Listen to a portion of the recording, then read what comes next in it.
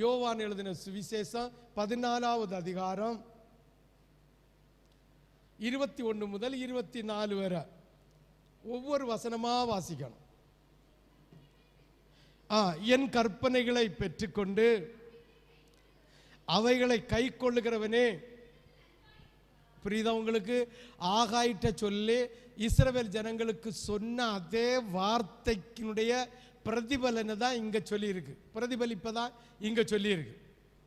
என்கிட்ட அன்பாய் ஒருத்தன் இருக்கிறான்னு சொல்றான்னா, என்னுடைய கற்பனைகளை நான் உங்களுக்கு உடன்படிக்கையை தரும்போது நீங்கள் செய்த பொருத்தனைய, நீங்கள் செய்த கற்பனைய, தந்த கற்பனையை ஏற்று நடப்பேன் என்று சொன்னது நிமித்தம் உன் மீது உடன்படிக்கையை தந்திருக்கிறார். இந்த உடன்படிக்கையை ஏற்று நடந்தால் மட்டும்தான் நீங்கள் இயேசுவோட அன்பா இருக்கிறீர்கள் என்ற அர்த்தம். அப்ப எப்படி புதிய ஏற்பாட்டு காலத்தில் ஆசீர்வாதத்தை பெற்றுக்கொள்ள முடியும்? தேவனுடைய அன்பா இராதவன் பிதாவிடத்தில் அன்பு இல்லையா? இயேசு விட்டு அன்பா இருக்கிறவன் தான் யார்கிட்ட அன்பா இருப்பான்? சொல்லுங்களா? ஹல்லேலூயா.